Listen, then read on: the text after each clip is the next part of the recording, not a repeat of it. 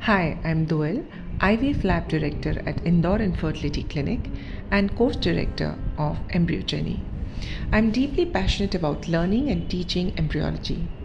Today, we will talk about incubator practices that impacts embryo quality. Remember, it is the hands and not the hammer that crafts.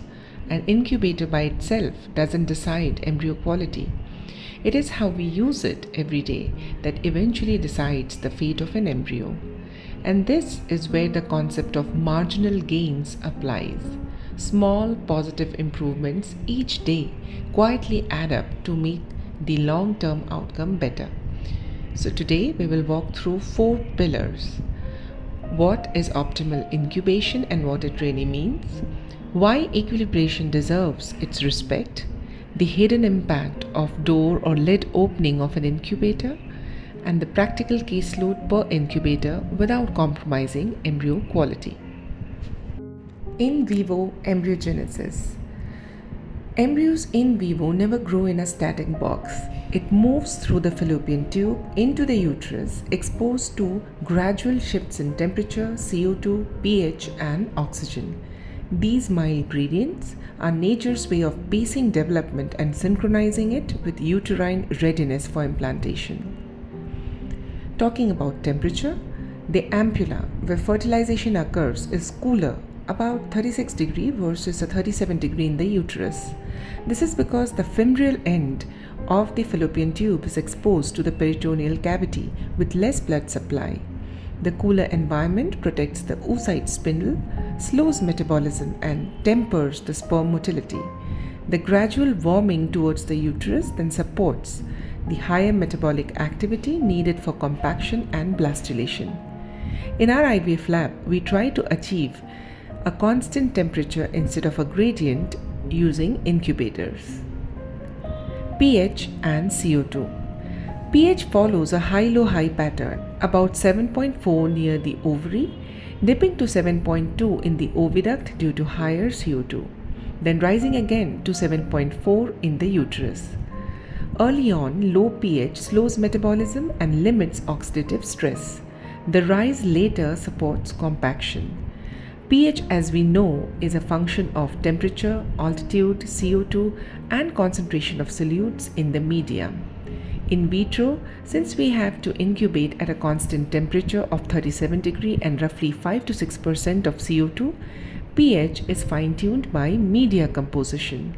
And sequential culture media is our way of mimicking the in vivo shift in pH by providing a different concentration of solute at different stage of embryogenesis.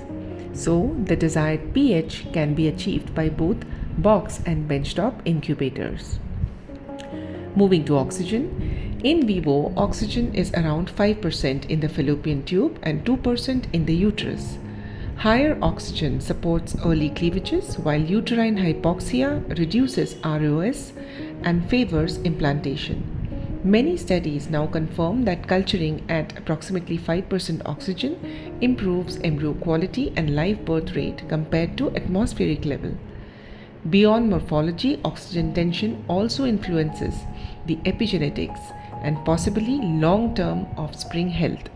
So until proven otherwise, the safest course is to mimic nature, and benchtop incubators with a supply of low oxygen makes this possible.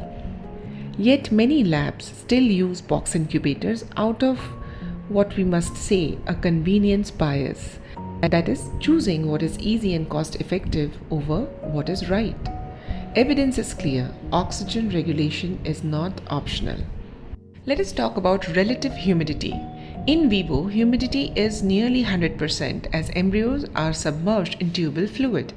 In vitro, incubators aim for a 90 to 95% relative humidity to prevent evaporation and osmolality drifts. Traditionally, incubators achieve this either passively with a water pan or actively by bubbling gas. Passive systems are simple but less consistent, while active systems are more stable. Oil overlay further reduces evaporation of the media, which is why many benchtop incubators omit humidity control these days. Though this remains debated, what matters is the stability. So stable humidity means stable osmolality, and that protects the embryo. So in summary, nothing in vivo is abrupt. The embryos develop through gentle physiological gradients.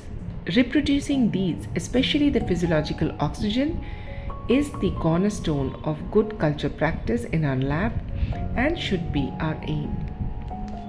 When we talk about embryo culture today, there are a couple of practical assumptions we almost take for granted. The first is that embryos are cultured in oil overlaid dishes. And oil is not just a preventive layer. It prevents evaporation, stabilizes osmolality, and acts as a thermal and pH buffer.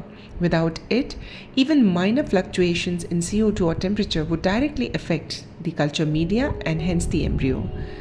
The second is that we now routinely extend our culture to day 5 or day 6. This makes it even more critical that the conditions remain stable for a prolonged period. These are a couple of selected good literature on impact of oil overlay. They give you a much deeper insight and understanding of why oil overlay is not just a routine step but a critical step to safeguard your embryos from drifts. Let us check the recommendations made by the literature one by one, but before that, let us quickly check the slide on the basics of impact of dish geometry on your embryo culture.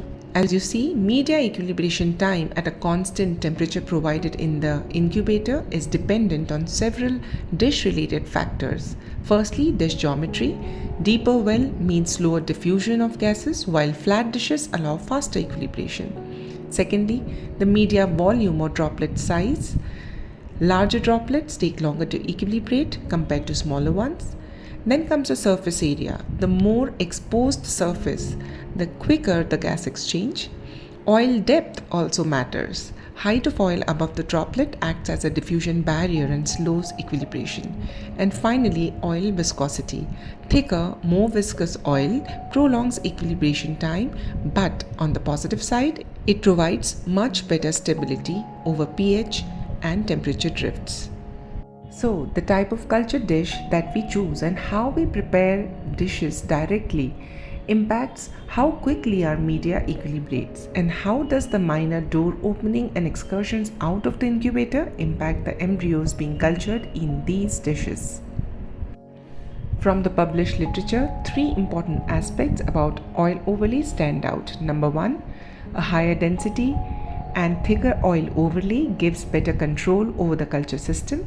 It is recommended to keep more than 4 mm height of oil overlay in the culture dishes, which ensures a stable environment in the droplet. GPS dishes. The literature also talks about the way to mitigate culture in dry incubator by using specialized dishes called GPS dishes. One of the key challenges in dry incubator is evaporation of the media and increase in osmolality of the culture droplet. This is where GPS dishes really make a difference. Unlike regular culture dishes, GPS dishes uses a deeper concave and much smaller microwells that expose less surface area of the media, effectively reducing the evaporation. They also come with optimized optics, which give clear and consistent viewing even in concave wells, making embryo checks easy. And importantly, embryos stay neatly separated in individual microwells, so there is no risk of accidental mix-ups. So when culturing in dry incubator, GPS dishes act as a smart safeguard, mitigating many of the ill effects of dry environment and ensuring embryos remain in a more stable microenvironment. The third important point highlighted in the literature is the benefit of pre-equilibrating media in humid incubators before transferring them to a dry type incubator for embryo culture. When media is first equilibrated under humid conditions, it significantly reduces the risk of osmolality rise, which is one of the main concerns in dry incubator. This not only stabilizes the pH but also creates a more consistent environment for embryos once they are moved into their culture in a benchtop incubator, which may be of dry nature. So the practical takeaway is simple. Equilibrate in humidified box incubator first and then continue culture in either dry or humidified benchtops. This small step can make a measurable difference in embryo development outcomes. Equilibration for oxygen. Now, a very practical point. Many labs pre-equilibrate their media for temperature and pH in the box incubator overnight and then transfer these dishes to a benchtop the next morning. The assumption is that the media is ready to use. So, a practical question: how much time does culture media take to equilibrate to physiological levels of oxygen? Remember that oxygen equilibration is much slower. Oil overlay further slows the diffusion. Oxygen diffuses at about 2/3 the rate of water, so it can add several hours to equilibrate depending on the dish geometry and oil viscosity. In a benchtop incubator, media will typically take 3 to 6 hours to reach the near target oxygen levels of about 6 to 7% oxygen. And a full equilibration to around 5% O2 may require as much as 6 to 12 hours, if not more. So even if your media is already equilibrated for pH and temperature in the box, you still need to factor in this oxygen lag before using it for embryo culture in the benchtop. Tubes today and dishes tomorrow. Many labs, especially the ones practicing batch IVF, follow this routinely, where they aliquot required media into tubes or keep the entire bottle of media and oil in a box incubator and come in the next morning to prepare the dishes. So the question here is this practice advisable? Has the media reached the desired pH? And if yes, what is the impact of dish preparation using this pre-equilibrated media? So exposure to room conditions. Even a brief exposure to room conditions for few minutes can undo much of the equilibration. Room air has only about 0.04% CO2. So even short contact to the atmospheric air shifts the pH of the media, especially in droplets. At the same time, any temperature drop during handling alters CO2 solubility, which again pushes the pH off balance. So once the dish goes back into the incubator, the media needs time to restabilize this. How much time depends on how long did you take to make the dish. So roughly give or take 2 hours. And don't forget that the humidified box incubator had oxygen levels of roughly 18.6%, meaning equilibration for oxygen at 5% will start only after the dish is kept in the benchtop, and as we saw, we may reach up to 80% of this value by 3 to 4 hours. So the practical practice point 2. If you plan to culture a post-warming embryo before the FET in a benchtop, you must equilibrate the ET dish in a benchtop, because otherwise you will lose the real advantage of low oxygen environment in the culture. The dynamics of door opening. What is the impact of door opening on various parameters like temperature, pH, and O2 in an incubator? This slide shows how frequently an incubator lid or door is opened per case, and you can see that the number climbs with the number of OCCs handled. On the day of OPU, even with fewer than 10 OCCs, the incubator is opened at least 8 times, starting from screening, then denudation, and finally insemination or ICSI. As the number of OCCs rise, the frequency of opening increase sharply, up to 15 times for 11 to 24 OCCs and as high as 23 times when more than 25 OCCs are retrieved for the entire duration of the IVF cycle. The most concerning day is obviously the day of OPU, and with centers performing OPU almost every day, the incubator door is unavoidably opened multiple times within a 2 to 3 hour window. This is the reason why one should clearly demarcate an holding area or chamber in a benchtop or a box, or even better, an entirely different holding incubator. The takeaway from this slide is simple. Each OPU will bring multiple unavoidable openings to the lid or the door, and the load scales directly with the number of oocytes retrieved. So the question is, what is the impact of these lid or door opening on the culture environment? How much does the temperature, pH, CO2 and O2 change within the culture drops? Impact on the temperature of door openings. This study by Cook and colleagues objectively assessed how incubator door opening impacts temperature stability. They found that the culture dishes with an oil overlay lose a maximum of about 0.5 degree within the first minute of exposure. The extent of temperature drop depends on the dish size and the environment. Smaller volumes experience larger losses but tend to recover faster.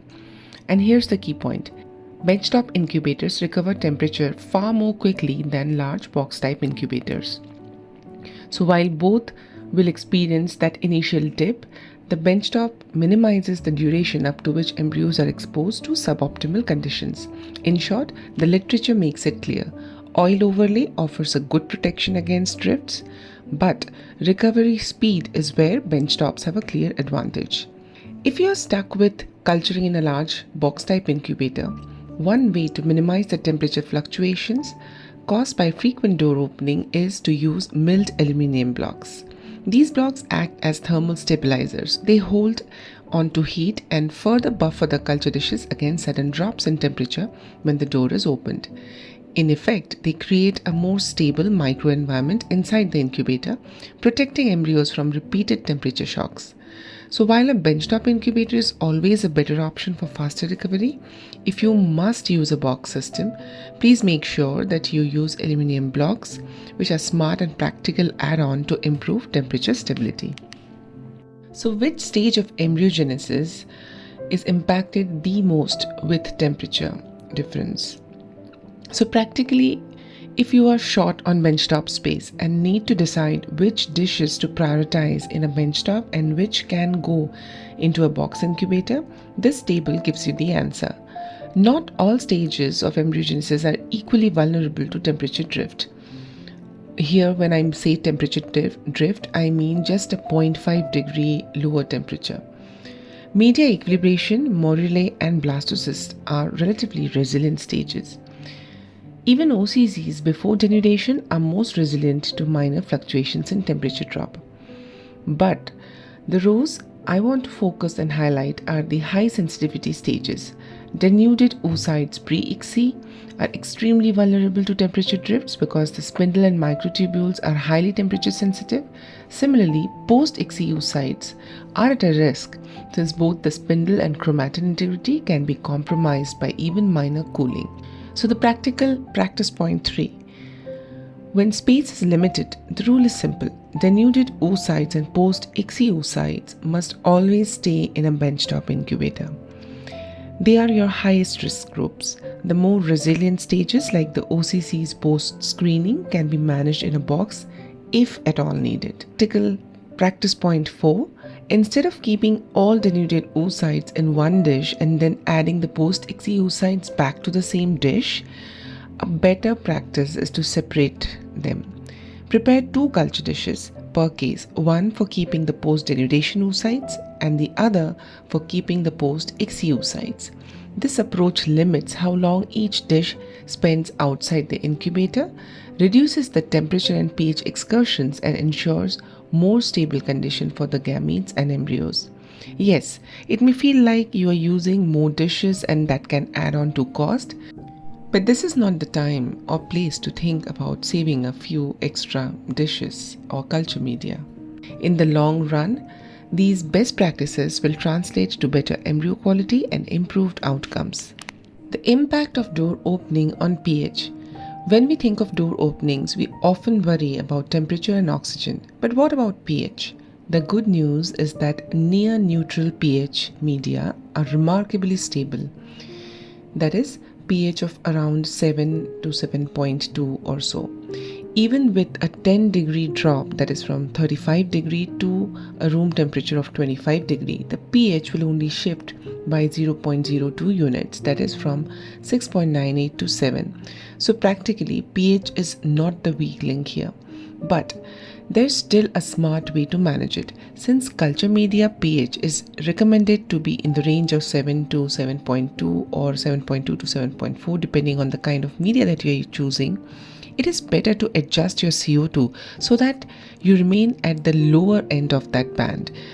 That way, even if a door opening causes cooling and the pH drifts slightly, it will drift upwards and you can still remain well within the safe recommended range. Impact of door opening on oxygen. This excellent paper discusses the oxygen delivery mechanism in culture systems. The key takeaway for us is how door opening impacts oxygen. Every time the incubator lid is open, dishes are exposed to atmospheric conditions, and the oxygen level inside the droplets can rise rapidly to around 6 to 7% within just about 5 minutes. The bigger issue is recovery. The reoxygenation doubling time is about 26 minutes, which means that once the oxygen spikes, it takes a long time for the levels to return back down to the intended physiological low oxygen environment. The deoxygenation half-life is about 60 minutes, which means that it takes roughly 1 to 2 hours for the oxygen concentration to return to the desired value of 5%. So just keep all these points in your mind. The practical practice point 5. One very practical point is how we load our culture dishes. If you have too many oocytes or embryos in a single dish, every time you remove it, whether for PN checks, embryo grading, transfers or vitrification, you are exposing all of them to temperature, pH and oxygen fluctuations at once. And more the number of embryos, more is the time to check or grade them. That is why the safer practice is to always distribute embryos across multiple culture dishes where you can. When you have higher number of oocytes, just distribute them to more than one dish. This way, at any given handling step, only a small subset of the embryos are exposed to the external environment, while the rest remain undisturbed inside the incubator. One dish may look convenient, but 2 dishes protect your embryos better in the long run. So the practical practice point number 6. If you are stuck with a large box type incubator for embryo culture, then dish distribution becomes critical. The way you load dishes into each chamber should be based on 2 factors: the expected number of OPUs for a day and the expected follicle yield per patient. Now here's the practical question. Do you put all your screening dishes into one chamber, or do you group all dishes from a single patient into a single chamber? Which practice should you follow? The smarter approach is to plan ahead and distribute dishes in a way that minimizes lid opening and unnecessary handling. That way, every time you access the chamber, you are distributing fewer dishes overall, and you maintain greater stability across the various chambers. So practice mindfully. One strategy applied today based on the caseload today might not always work when you have a different caseload with different kind of OCCs and expected number of follicles. So plan mindfully. When we talk about practical caseload per incubator, let's make a simple assumption. Let's consider a clinic where you have 1 OPU of fewer than 10 OCCs and 1 embryo transfer per day. That means a minimum of 3 dishes per OPU. 1 to keep post-screening OCCs, 1 post-inundation dish and 1 post-ICSI dish where you are going to culture the embryos till day 6 or day 5, and an additional dish for embryo transfer post-warming. The video here demonstrates how these dishes gradually load up into a benchtop incubator. So day 1, when you have 1 OPU and 1 ET, you need 3 dishes for the OPU and 1 dish for the embryo transfer. By the end of the day 1, your embryo culture dish for the patient 1 now moves to the other side of the chamber for extended culture. The same happens on day 2 with 3 dishes per OPU and 1 dish for the ET. And when you keep on doing this, by day 4, as you can see, a single chamber is already occupied, leaving you with just holding capacity for the next working day. The point is clear. Even with what seems like a modest daily caseload, a benchtop chamber fills quickly. Planning dish distribution and anticipating load per chamber is critical to avoid overcrowding and repeated door openings. The actual load on any incubator is not just about how many chambers you have in it, but about how the lab functions on day-to-day basis. It depends first on the number of cases on any given day. More cases mean more dishes going in and out. Second, the equilibration protocol your lab follows. This directly affects how much space you would need on a benchtop. Then comes the expected follicle yield per OPU. A high follicle yield means more oocytes You would need more screening dishes and more traffic in the incubator. The insemination technique also matters. IVF and ICSI generate different numbers and timings of dishes on the benchtop. And also the number of checks your lab routinely performs on embryos, like whether you perform a day 4 check or not, since every check means another lid opening. And finally, the use of special media before embryo transfer, which often requires extra dish space. So incubator load is a function of lab workflow and the SOP followed, and not just the number of slots for dishes present per chamber on the benchtop.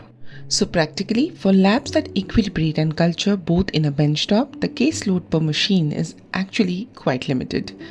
With 8 available slots, the maximum you can handle works out to about, say, up to 4 OPUs, where the number of OCCs expected is 10 or less. And if you're running the culture to day 5, remember, more the OCCs, more the number of dishes. And it is about 3 OPUs a week if you're taking the embryos to day 6 culture, and roughly around 4 embryo transfers a week.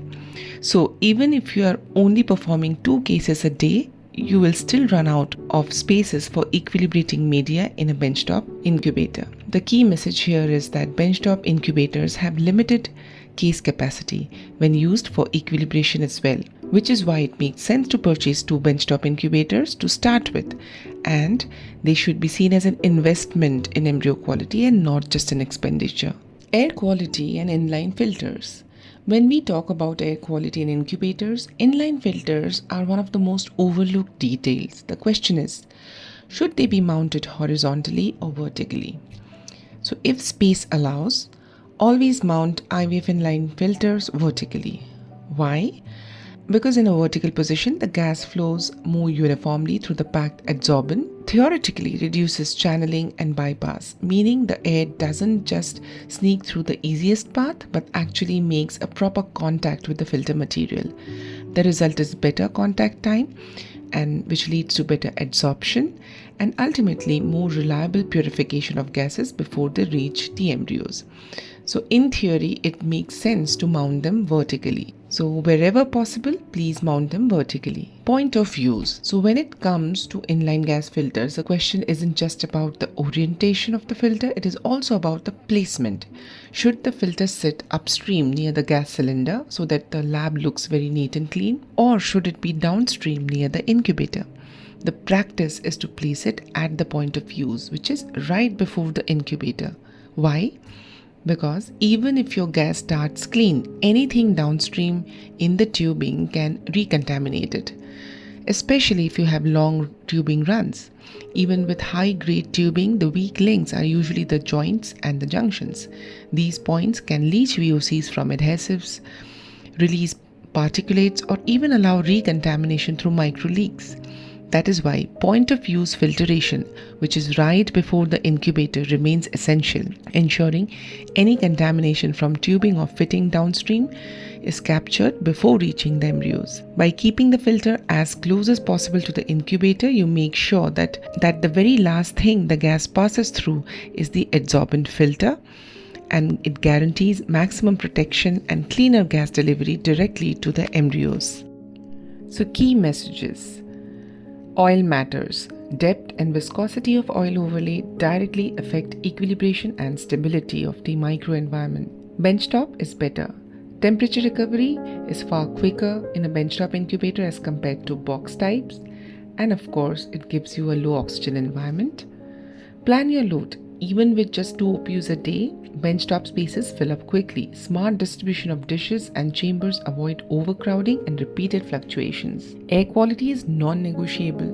Inline filters should be mounted vertically and at the point of use to protect against the VOCs, particulates, or contamination, and change the filters as recommended. Bottom line, small changes in practice like oil management, dish distribution, minimizing door opening, and point of use filtration translate into big gains in embryo quality over time. Our job is to mirror nature as closely as possible so embryos become healthy babies and one day healthy adults. And before I wrap up, here's a quick thank you to the digital toolbox that powered this presentation. I use ChatGPT Plus for ideation and literature search and verification of the literature. I use SlideScope for the slide templates, BioRender for biological images, FreePick and Plat Icon for the vectors and the icon graphics, Photor for image editing, and Filmora for video editing. Most of these tools are paid tools and some of them have free subscriptions, because honestly, behind every good embryologist is a good microscope and tools, but behind every good teacher is a well-curated access of apps. Thank you so much for your time and patient listening.